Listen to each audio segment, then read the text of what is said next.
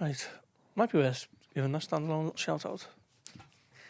Good morning, everyone, and welcome to your Thursday edition of the Blood Red podcast, brought to you by the Liverpool Echo. That's right, having lost each other less than 11 hours ago at Anfield, we just couldn't wait to bring you a very tired and weary episode of Blood Red. I'm your host. Oh, yeah. Are you both very fresh then? Yeah, Okay. of course. Not that far, but I wouldn't say I was like knackered. Go on. Anyway, I'm your host, Theo Squires, and Liverpool are now 13 points clear at the top of the table.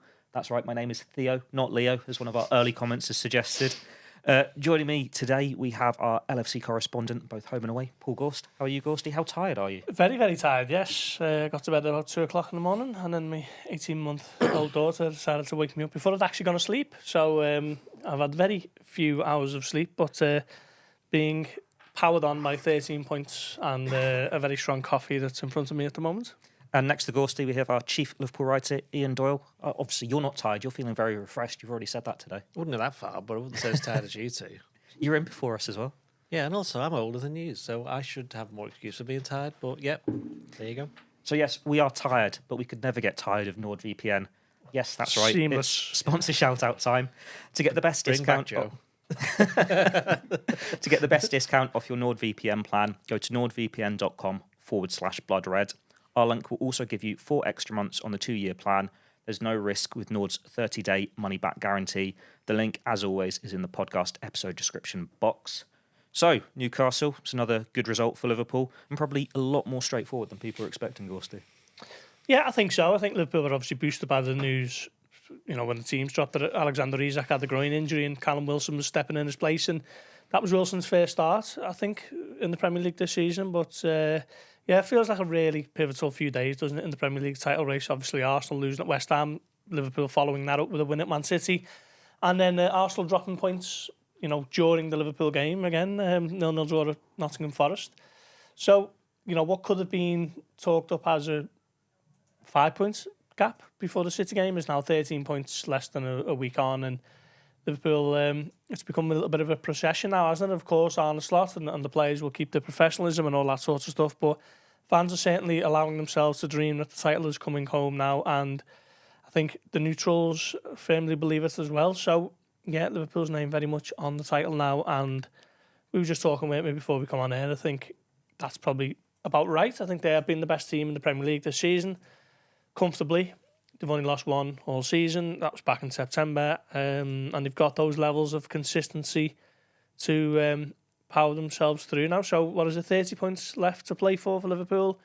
13 points advantage. They're going to need, the most historic of abject collapses now, aren't they, for Arsenal to even get a sniff. So, yeah, it's looking like Liverpool will win their 20th League Championship now. I can't ask Doyle if Arsenal are still favourites because we've already stressed that they haven't last week. But yeah, it was quite straightforward for Liverpool. Good performance again. What did you make of it? I mean, it was very much the 5th game of 5 in 15 days for Liverpool. Alexis Mac Allister spoke afterwards. He said we were feeling a bit in the second half, and you could tell that the players got a little bit tired towards the end. But Newcastle have had quite a few games recently, so probably not as many as Liverpool, but they had a tough one on Sunday, didn't they, against Nottingham Forest, which second half they weren't particularly great. And once Isak wasn't playing, which by all accounts was relatively last minute, as in the afternoon. Well, he was there. Yeah, he was there. He was in the afternoon. Eddie Howe was talking about it after the game, and he said he knew he had a problem on the Tuesday night. We travelled with him. We tried, we had a word with him on the Wednesday, and he said, don't want to risk it with so many big games coming up. And big games, presumably meaning the FA Cup game at the weekend. I've forgotten who they're playing. Who are they playing? Pass. Somebody not very good, I suspect. But they must have a chance of winning that. And of course, they've got the League Cup final against Liverpool coming up in just over a fortnight, isn't it? In fact, yeah, it's 2.5 weeks, isn't it? It's not that far off. So they obviously wanted to keep him fresh. Meant that they had a different formation. Liverpool, they didn't press as much as they didn't press Liverpool as much as Liverpool were expecting. They obviously more or less put 2 up front, where Gordon was playing central, which kind of negated him a little bit as well. I thought it was only in the last 10 minutes where he started running at. It was Quanta by that point, but by then the game was won and Liverpool were controlling it. So, yeah, it was probably the game that Liverpool needed after all those tough ones. Because if you just said at the start of this run of 15, in fact, we did talk about it, didn't we? He says, well, what would you want Liverpool to get? And I said, 9 would be a decent return, but anything 11 or plus would be pretty, very good. And they've ended up coming out of it with 11 points. And given the fact that Arsenal have played a game fewer in that time and have dropped 5 points to Liverpool's 4. Liverpool have ended up in a stronger position when they've come through this toughest run of games. And it reminded me a little bit of before Christmas when Liverpool were going to Tottenham. And I can't remember who Chelsea were playing because they were the nearest ones. Was Everton? That was it. Yeah. And they drew, didn't they? No. Early in the day. And there was a chance that Chelsea could have gone above Liverpool and been top at Christmas. So that was 0-0. Liverpool won 6-3. And then about a week later, Chelsea were 9 points behind Liverpool or something daft like We that. got beat on Boxing Day at home by Fulham, and then Liverpool beat Leicester, and then that was almost Chelsea eliminated from the race. Yeah? I've not even looked at how big that gap is now with Chelsea. It must be at least 20 points because I think they're 20 points. 21. Manchester City, yeah. So 21, wow. And Chelsea were probably the best. Them and Newcastle were probably the two best teams Liverpool have played this season in terms of performances against Liverpool. So, Newcastle made it a little bit easier for Liverpool because of those reasons we just said. No Joey Linton for them, no Sven Botman, although he's not played for a lot of the season, has he? No, he had a bad injury. He come back against Tottenham in Yeah. December, I think it was, but obviously you don't want to risk him. So- I can understand how not risking Isak if he's got a problem. He's probably almost thought, I'm not going to get much here anyway. No, let's make sure he's right for the final at least. He's had injuries in the past too. And the fact, Isaac, he's not had that many if you actually look at it. You got the last 2 He's been years, fit he's most hardly of the missed a game. season, He's yeah. hardly missed a game the last 2 seasons. I thought he missed a bit last year. I think it was the season before. He did get asked by a Swedish reporter in the mix zone something in Swedish, and we were all just standing there watching, thinking, what was he possibly asking him here as he was walking away? Don't know whether he was asking him about transfer speculation or how bad the injury was, but we were all just... He's probably just saying... We were all just wishing our Swedish was much better as he walked through the mix zone. English journalists, they haven't got a clue. Yeah. That's probably what Could have he been was saying. We have got a couple of questions about Isak. We'll get to them later in the Can episode. we just do them now? We're talking about Yeah, Newcastle. we're talking about Isak now. if you want let's to. do it. Let's do it. Let's rip up the Yeah, what are they saying, Leo? Now, the comment calling me Leo, that has now been corrected, saying, my bad, it's early in America, so you were forgiven. Chicken Kiev goes, hi, Theo Do you reckon Gorsty. that's his real name? Probably not. Mr. C. Kiev. Hi, Theo Gorsty, Kiev Doyle, should be and anyway. Ian, the producer. Will Isak... Crow's getting a shout out now. What's come going on, come on. This is the I've lost sender control from here. I mean, Farce. to be fair, Everton did get a good draw at Brentford last night. So, yes, his first question, because he asked 3 or 4. Will Isak be at Liverpool next season? Well. One way or another, yeah, because they'll either be playing for them or against them. So, I mean, I don't know. It's a bit early. The question should be: is there a possibility that he could be there? And what I would say is, if Liverpool want to sign him and Newcastle don't get into the Champions League, and Liverpool don't want to sign Anthony Gordon still, then yeah, I think there is a chance. But that's a lot of ifs. Yeah, ifs and buts. A lot of ifs. And FSG are willing to pay whatever, not FSG, but Liverpool, obviously, as the club, are willing to pay whatever Newcastle are asking. Then, yeah, there's quite, and Liverpool sell some other players. You know what I mean? It's like I've just said about there has to be 6 or 7 caveats there. So I still think we're finding out what this model is like under Richard Hughes and Arne Slot in terms of recruitments. They only brought in Chiesa in August, and that was very much an opportunistic deal. To quote Richard Hughes, contract was up. He knew about the player, he knew the agent well, he knew the contract situation, and almost took advantage of it, a little bit of a punt. So we're still waiting to find out what the lay of the land is for Liverpool under this new model. We knew that under Jurgen Klopp and maybe Michael Edwards previously, it was players in the ballpark of 40-50 million, maybe from the Bundesliga, but this is a totally new operation. So are they the type that are going to go and get the Premier League's leading lights? Well, possibly. Well, the fact that they wanted us. Well, they were offered the chance to sign Anthony Gordon and accepted it until Newcastle, changed their mind, getting a different way of getting their money for PSR, and they could have signed Martin Zubimendi from Real Sociedad and had agreed to sign him. So they are willing to spend decent sized money for the players that they want. So yeah, it should be interesting to see. Yeah, and I think we've spoken loads now, haven't we, about the need for a number 9, and there's not that many about. You look at the clubs you need one. In the Premier League, Chelsea, Arsenal, United, absolutely, yeah. Liverpool are in there. The only 2 who've sort of got that solved, definitely are Newcastle and City. You've got a bit of a unique generational type in Erling Haaland. Tottenham spent 60 million there on Dominik Szoboszlai. It's hard to get the level, isn't it? So you're going to be paying top whack whoever you bring in. So if they do feel that Isak is the best out there, then I certainly think that Liverpool have the wherewithal there to go and do it. What's the next Isaac, you think? Oh, no, it's more questions from Chicken Kiev. Oh, go on. Can you enlighten us on the nutritional structure on game day? When does the squad eat and what time? I don't know. Not a clue. Do we have the book here? This one of those books. I mean, I think it will have changed, and it will differ player to player, because previously under Jurgen Klopp they used to stay in I don't think I can name it, a hotel for safety concerns, but a city centre hotel, not the Adelphi now, Yeah. and not the Shankly, despite the links. So they all used to obviously eat together, and it was all regimented. But now the players stay in their own beds on the night before the game. So I guess it's just up to them as and when they eat. I don't think there'll be any strict, you have your breakfast at 9 o'clock in the morning or whatever. It's not like that in the Gorst household, is it? No. Bit eat, starving. Also, you got your second one today. You're now hungry as well as tired. Yeah. And the third The 3 states of Paul. The other one is cold. The Perma states. Third question from Chicken Kiev. What do you think of Igor Bishkan's Liverpool legacy? We have got more than this, but I'm saving them for the end. We're just going for I Chicken don't Kiev's think question. of it. Go on, next. He plays really well against Deportivo away in Had a good game 2005. good game against Crystal Palace in the League Cup semi-final, Right. second leg. So we're giving you some questions now. We are live on YouTube, so get more in. We will get to more later in the episode. We'll go back to talking about Newcastle, some individual performances. Start with Szoboszlai, star man once again. That's 4 goals in 8 games now, 7 for the season. He is becoming one of the most important players in this Liverpool team, isn't he, Gorst? 8 for the season, isn't it? In all comps. Is it 8 for the season? I think I wrote that last night, yeah. Yeah, he is. He's becoming a massively important player for Liverpool. His influence is growing.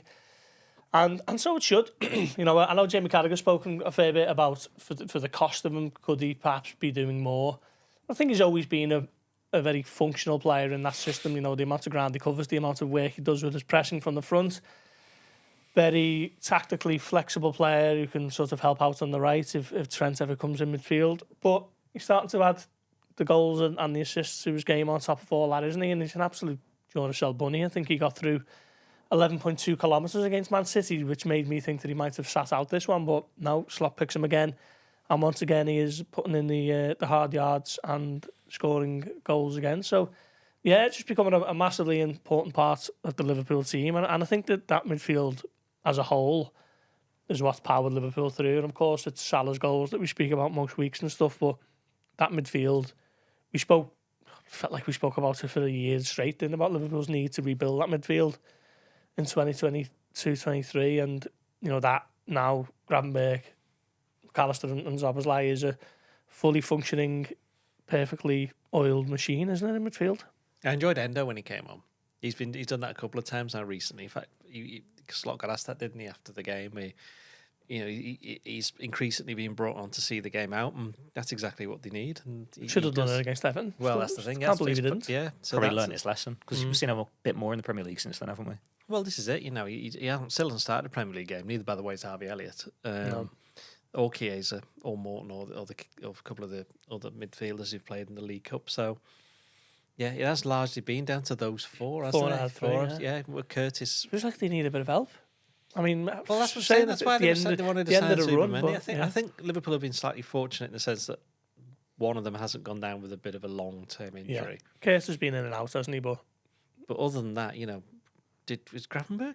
He hasn't, has he? He's been a president in the Premier League. Only missed 1 Champions League, and that was PSV. And then the other 3, when one of them's missing, the other 2 have been available, so got away with that, haven't they? When you think of the suspensions they had in December. Yeah. So, that's right, because they both, Szoboszlai and Mac Allister got suspended. In fact, Mac Allister hasn't been booked for a while, has he? It doesn't feel like it. He had that spell, didn't he, where he looks like he's always going to get booked. He had a good game as well. I think, I think the thing about Szoboszlai is that he must be an absolute nightmare to play against. If you're an opposing, not so much midfielder, but if you're anywhere near me, you kind of dwell on the ball for like a second. He's there, he's nicking it off, and he was doing that during the last 10 minutes. That's how Salah had that. I think Salah's chance came from something like that. The keeper makes a good save. So there are, he's starting to make more of an impact in the second half of the season, probably because he's still got the energy, whereas some of the other players haven't got it. Yeah. And he's able to keep on going. And it was interesting for me that both goals came from midfielders and came from passes from wingers. The midfielders getting up there, because we've spoken time and again this season about Liverpool's number 9 not scoring enough goals, but they've now scored 100. Liverpool scored 101 goals in all competitions this season. Goals, goals, goals. Yeah, that's it. Goals, goals, goals. Yeah, you should be writing about that later. And it doesn't really matter where they come from. You know, you could say Jota, but did he? You know, he didn't have a massive impact on the game. It seemed, but if he's not there doing what he's doing, the others can't really do what hard, they're He's doing. very much the Exactly, definition of occupies the centre-back Yeah, Jota, isn't he? yeah. No, he's not the biggest, but doesn't matter who it is. He loves a little fight. Well, he should have when he got the free kick where it should have been play on and he was in. Sure, It yeah. was a bit. You know, that was a bit unlucky for the referee because he started to blow the whistle just as Jota got through, Just, yeah, and make them, yeah. it was a clear foul on him. So, yeah, but Mr. Mo Salah again. I thought Salah was interesting because in the first half I had one or two moments, but his marker Lewis Hall had quite a good game, and once again, Well, yeah. Eddie Howe, you were saying that Eddie Howe said like, "Oh, I'm proud of the way you should be proud of that performance." And yeah, at the end, Salah still gets an assist. You know, I said before he's denied by the goalkeeper, and he had another assist for Luis Diaz for that chance in the second half, and then he just wore him down, and that's what Salah does. Is that you can't turn off against him, and as much as it's hard physically keeping up with him, but mentally, if you're a defender, to just, know where's he going to go, what's he going to do this, or the ball's come here, That's why, despite what Rio Ferdinand says, Salah is, he might not make Rio Ferdinand squeal, as it were. Ballon d'Or. Yeah, but Makes Gary Neville squeal.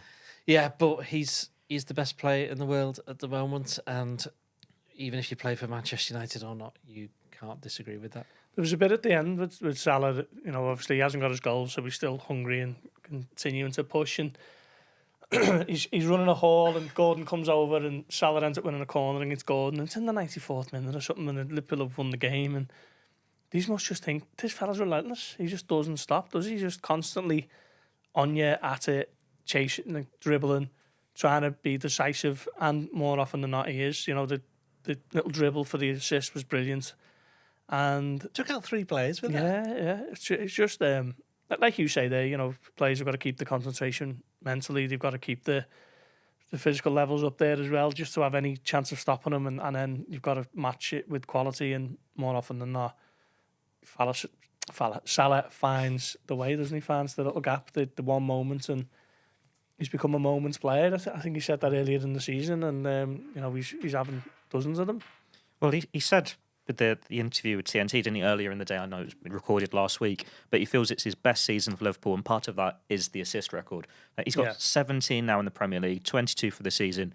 He should beat Thierry Henry's record, but his all-round play now, it's just next level, and you don't see him slowing down. Well, when he scored 44 in his first season, you'd obviously remember it because of the numbers, but Liverpool only finished 4th.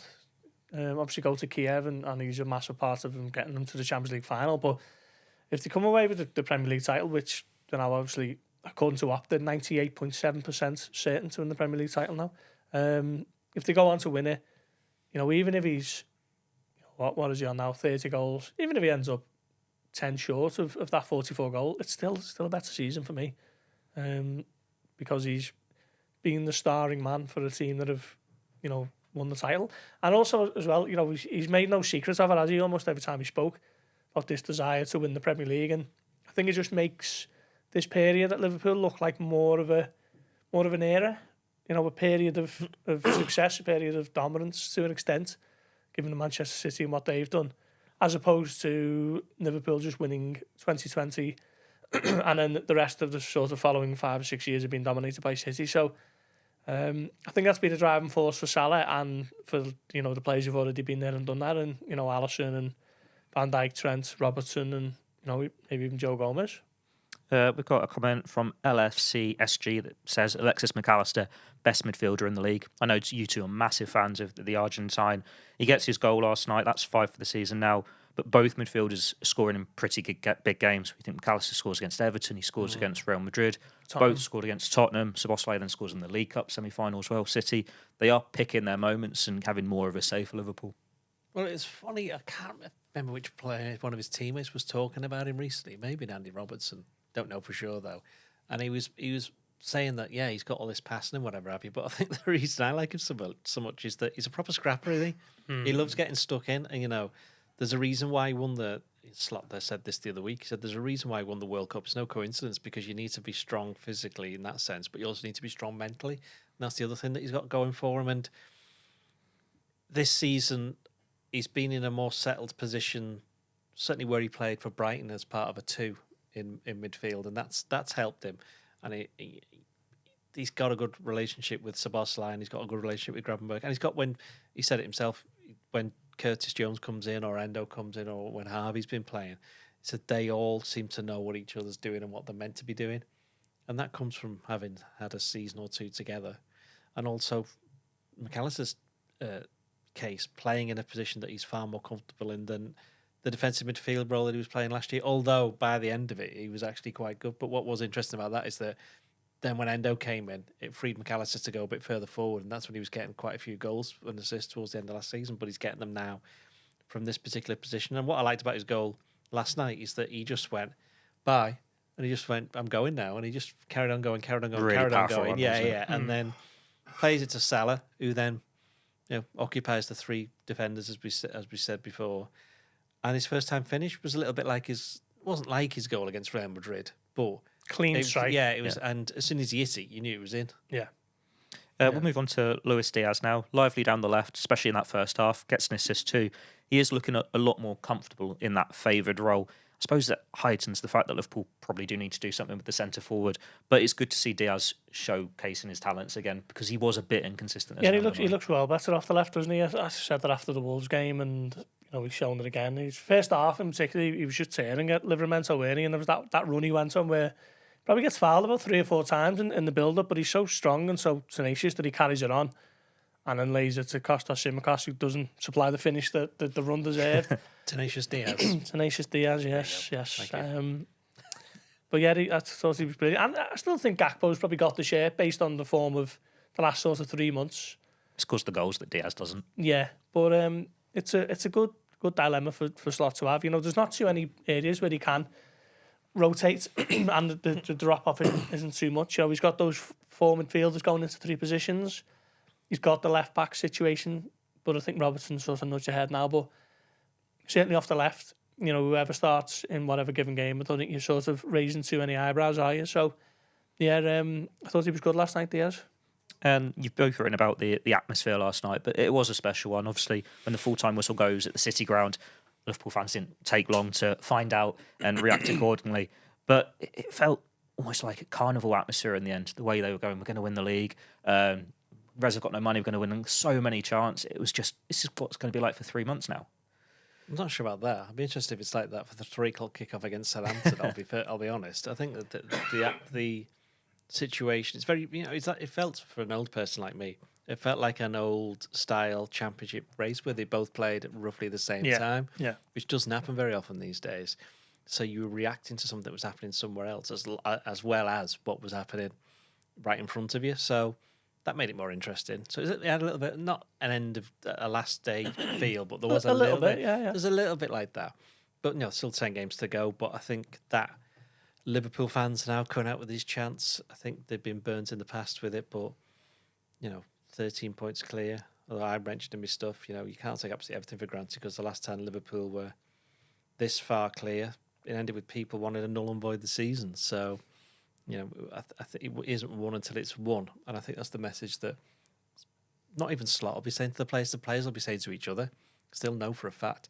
Because even the players who won it last time will go, we do not want to have to go through that again and not knowing what was going on. So let's just get this won as soon as we possibly can. I think the players much prefer that sort of stuff, though, than playing in front of a nervous, tense Anfield atmosphere like the Wolves. Like certainly the second half of the Wolves game. We spoke to Van Dijk after the game yesterday, and he was saying exactly that. Really, fans can sing what they want, and they certainly were. And I think that relaxed, sort of carefree atmosphere is far more helpful to the players in the long run. So if the supporters are singing about winning the league at a canter, I don't think that's going to put any sort of seed of doubt into the players' minds that they might not get it over the line. I think it'll ultimately be more helpful to them than having a set of fan base who are sort of watching behind the fingers and tuning the fingernails off and stuff. So that can only help the players. And I think you're right. I think it will be a bit of a carnival atmosphere now for the majority of those final 6 games, particularly if they are Sunday afternoons or night games. Don't know if there's too many night games now. Well, there's one night game left. Everton.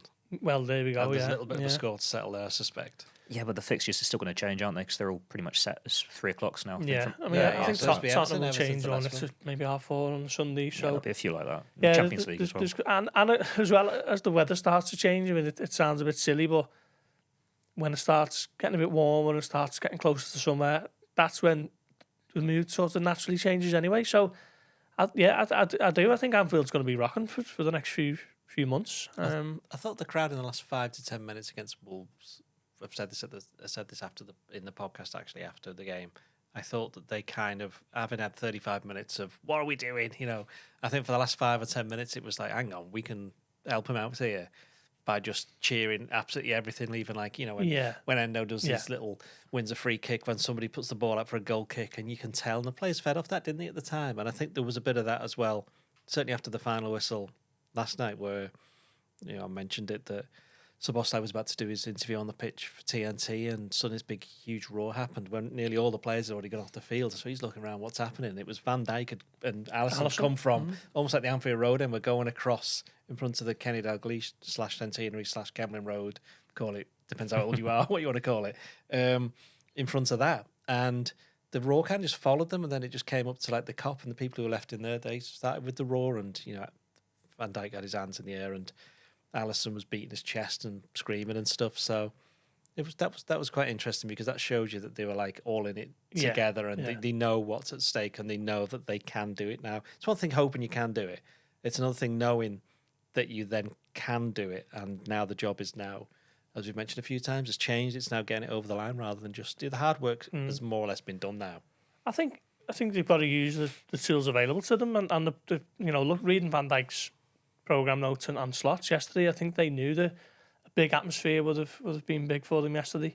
Van Dijk was saying we need the fans to be on fire in his programme notes, and when he spoke to us after the City game, he said the fans need to make it horrible for the opponents, and I think they know that the supporters at Anfield have got a big part to play in all of this, and was it 6 of the last 10 now are at home, so you describe Anfield as a fortress, don't you? But they're unbeaten away from home, and they have actually lost one at Anfield going back to September. But I think with 60% of your remaining games being at home, and you've got that sort of advantage, I think, if the fans can continue playing the part like they did last night in a similar vein, I think that'll only help the players. And you look at it as well, look at who those games are. Southampton at home, with respect to them, that's one that you expect Liverpool to go and win, isn't it? They've got the derby, which is going to be white hot after what happened at Goodison a few weeks ago. So, the supporters very much ready to enjoy themselves, and they've got a part to play. The reality is, if Liverpool win those 6 games at home, they have won the league mathematically, because obviously they are 10 points. If you say Arsenal win the game and 10 points, which means they'd have to lose 4 games, but one of those wins would be against Arsenal if it was at home, so they could lose 4. So I'm pretty sure my A-level maths has helped me there, and said that would mean the most Arsenal could get was 30 points. I'll be doing that piece once we've finished recording. Exactly, 30 points, and then that would leave Liverpool with 80. I don't know, I can't remember. I was speaking to someone in the mix on last night, a colleague of ours. That might be wrong, actually. who was booked to go away in the middle of April, and now is somewhat panicking that might have to rearrange it because of where and when Liverpool might be able to win the league, and I think that's going to become a little bit of an issue for supporters everywhere now, isn't it? Thinking it's an issue for you, making isn't it? plans, yeah. No, it's correct. It's correct. Yeah, most Arsenal would have is 30 points. Liverpool would get 18 and the 13 ahead, so Liverpool win the league. Yeah, Stick with your first 30, answer, Ian. 31. Yeah. Shut up. We'll briefly touch on Newcastle now, just because Liverpool play them again in a couple of weeks. And it was what can you learn from this game going into that final? Because as we mentioned, no Isak, no Joe Linton, no Botman. They're going to have a lot more fans at Wembley than they did at Anfield. It should be a very different occasion. But Newcastle, with that pressure of we've not beaten Liverpool at Anfield since '94, they're a bogey team for them. Not won a domestic trophy in 70 years. So does it give Liverpool an advantage going into it or not? It will give an advantage if Isaac Botman and Joe Linton aren't playing. Yeah, clearly. I think you can't. I think Newcastle are not the team that played against Liverpool last night, and they're also not going to do as well as they did against Liverpool in the first half at St James's Park. So I think it'll be a lot closer, but still 2.5 weeks off. Quite a lot can happen. Players can get injured, players can come back. Liverpool will be going into that game on the back of whatever's happened in the Champions League against Paris Saint-Germain, which will have an impact in terms of certainly psychology. Maybe not in terms of being tired, because there's about 5 days, isn't it? Because they're playing the Tuesday, so they've got enough build-up. Yeah. So I think that's just... I don't think it'll have any bearing on it whatsoever, to be honest. I was slightly disappointed by Newcastle because, I think Newcastle probably given Liverpool the hardest game. Forest at Anfield aside, in the 3-3 draw at St James's Park in December, and I think I've said it on last week's pod. They're probably best suited to taking on Liverpool in this final. The sort of the blend that they've got in midfield can match up nicely. If Isak's fit, he's obviously one of the best around. Centre backs, when they're both fit, are good. So they've got a good team, really. I'm not sure about the goalkeeper, Nick Pope, but generally they've got a lot of really good players. So I'm surprised they took Dubravka out to put Pope back in, because he seemed to be doing really well for him. Yeah, but I was just expecting more from them, really. But it almost felt like they decided that they don't want to risk Isak, and they were comfortable just trying to have a little bit of a go, and if they don't get battered, then they're happy to move on. And like you said, the FA Cup's on the horizon. They've got Brighton, by the way. That was pointed out in the comments when you were trying home or away? Home, I don't think I've been given that information. They could have, I mean, they're obviously going for the Champions League, aren't they? Champions League places, but they could also put together a real run in the FA Cup as well. The thing you mentioned before about the Champions League places, because it's so tight, I think he knew quite well, Eddie Howe, that you didn't necessarily have to win it, Liverpool. It wasn't a massive must-win. Like, if he'd have played Isak and he'd have got beat 2-0 anyway, and he does his hampers, whatever he's done, his groin further, and he's out, he misses those big games, it's a huge decision that you've got wrong, isn't it? So I thought they sort of came to play a little bit, covered up mostly, and probably happy just to get away with a 2-0 defeat in the end, given that the fact that they got trounced handily at a City side who were far inferior. Last week, was it? There's conceded an awful lot of goals. That's 9 in 3 games, so that'll be something Liverpool will take encouragement from. Title race talk now. I know we've done Forest and Arsenal pretty much, but we'll look forward. Leeds 13 points now, but when Arsenal next play, it could be 16. Liverpool have Southampton at home on the Saturday. Arsenal travel to Manchester United, and United are pretty... United are rubbish, but United raise their game against the bigger teams. We've seen that in the field. Ipswich. But yeah, did you see them last night, by the way? I haven't seen. I've only seen the first goal. Patrick Dorgan, he had a good night. Yes, I've seen the first goal. Yeah, but yeah, that is going to take a mental toll on Arsenal, because I'm not sure if you guys have seen the pitch, you saw the footage, but they look devastated, didn't they, coming off the pitch against Forest? I don't understand why though. Point at Notts Forest a good result. Yeah, I wrote in the City verdict that maybe the West Ham defeat was the one that finally knocks the stuffing out of them for good, and said on Monday's pod that I felt yesterday was always going to be nailed on 0-0. A team who loves to defend against a team who can't attack. Lo and behold, there are no goals in that game. So, yeah, United are awful. Just the worst United team of my lifetime. And you still seem to insist that they have some good players, don't you? They'll win the FA Cup and Europa League, yeah. They won't win the Europa League. Whoever they've got next will beat them. I'm willing. Who've they got next? Have a look. Sociedad are going to beat them. So you okay? Yeah. Should we do a bet? Yeah, £5. Yes. The infamous famous £5 that they won't. And we'll do the exchange. David Lynch has got that £5 at the moment. £5 that they beat. I say £5 that they beat Real Sociedad. I don't even know who plays for Sociedad anymore. Zubimendi. Yeah. Zubimendi beat them on his own. Yeah. Hang on, we're shaking on this. Go on. Okay, yeah, there we go. Everyone's seen it, right? It's Sociedad away for United. Then they've got Arsenal. Then they've got Sociedad again. Going to the mountains of. Well, there you go. That shows you that Arsenal are bound to beat United, because those beautiful Basque mountains that Zubimendi can't pull himself away from. What I want to go there on a Thursday night. What are they called? The mountains? Come on, Theo, you'll know.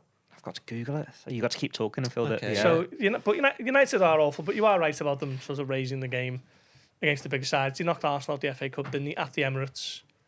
That was kind of the start of Arsenal's kind of wibbly-wobbly stuff, wasn't it? Yeah. I mean, in the old days, it was normally February where Arsenal fall away, and sure enough, it seems as though that's happened in the Premier League title race this season.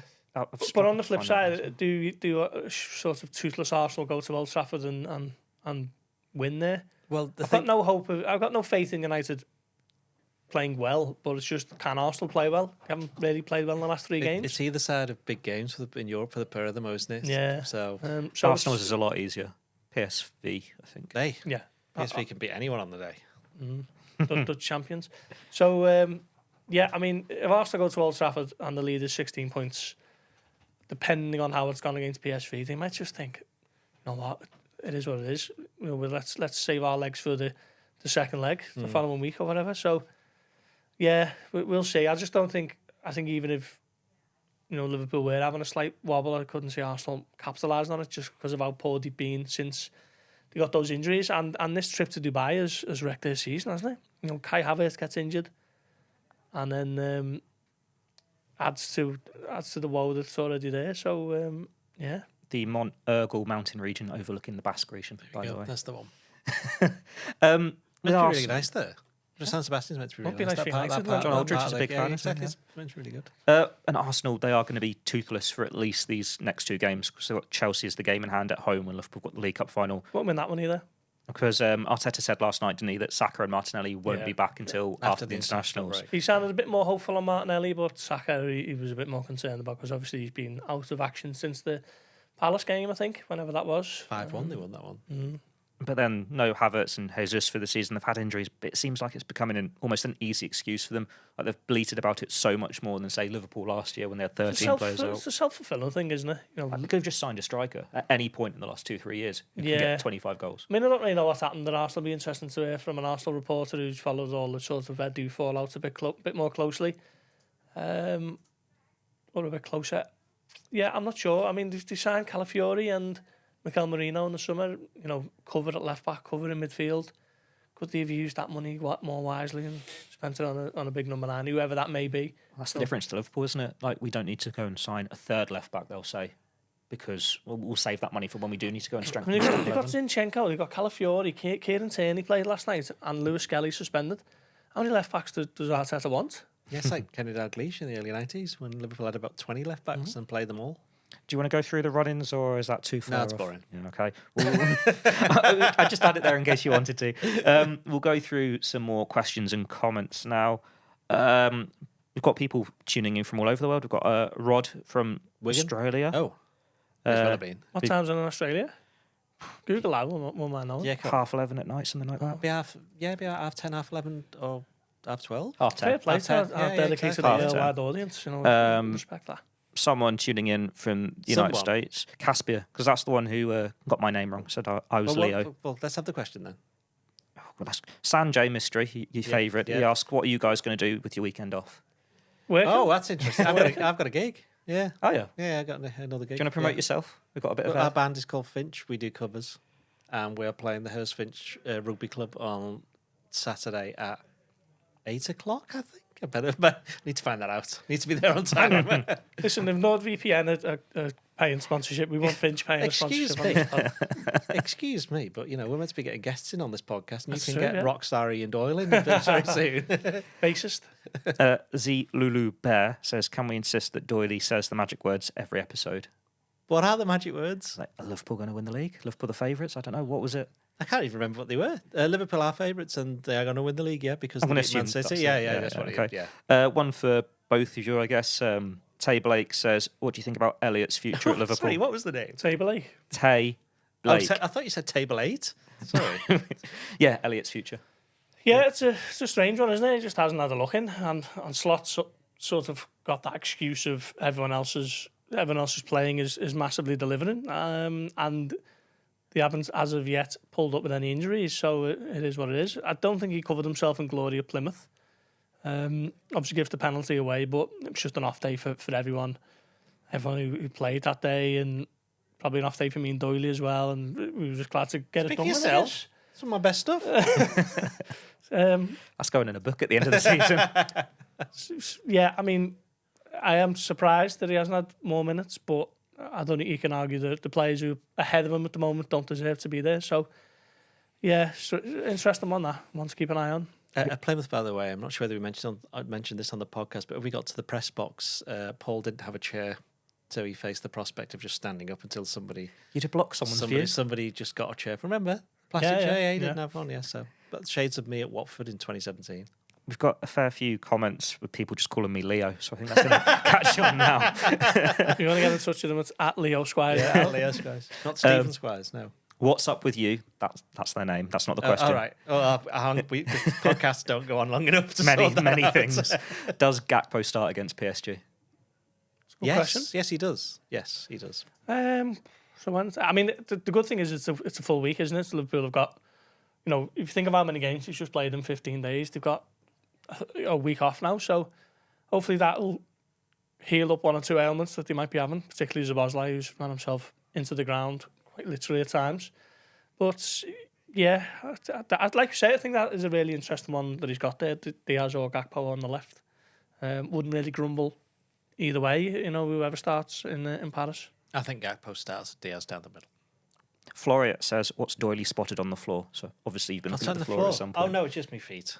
I'm just made up. I've still got them. Your shoes are on though, yeah. Yeah, I've got. You've been told off for that before. I've been told off for that in the past. Yeah, take my shoes off during the podcast. It doesn't smell. It just doesn't look good for anybody looking at my feet. Do you want to answer a question about Basetic, or are we going to save that for another day? Go on then. He's getting minutes and he's looking better in La Liga. Could he be a backup in midfield and right back next season, especially if Trent moves on? I think it's probably too early to say, isn't it? I know he scored it the other week. It's too early to say, and I think for him, given the fact that he's had 2 seasons where he's hardly played, he needs to be playing. So I think they'll let him go out on loan again. Would be my guess now, speaking in February. Yeah, I've got no idea how his loan's gone since he's moved from... Sounds like he did well against Barcelona at the weekend, right. and he scored the week before, I think. Good, he just needs to play, doesn't he? He's starting. He's had massive disruption to his progress because of that injury he got at Bournemouth, was it? All the way back in 2023? 2023, yeah. It was the week after the 7-0, wasn't it? Salah missed the penalty, and yeah. if he scores that season, could go very differently. Who is Ian's musical hero? I don't know. Next question. Mark King has been suggested. No, that's not that. No. No. I only started picking it up late, so I don't really have a base hero, as it were. Sorry. That's it for the questions. So we'll have to end on that bombshell. We've got no teams, no predictions. We've already covered what you're kind of doing on your weekend off. I suppose we can ask you what you're doing on your Saturday. I haven't decided, yeah. No major plans. This smacks very much of space filling. Can we not just wrap this up now? It's nice and cheerful. But yeah, it's upbeat. That's all we've got time for. So thanks for tuning in. Thanks for all your questions. Join us again on Monday when we look ahead to PSG as the Champions League returns. Thanks to Gorsty. Thanks to Doyle. Thank you and goodbye. Thanks, Leo.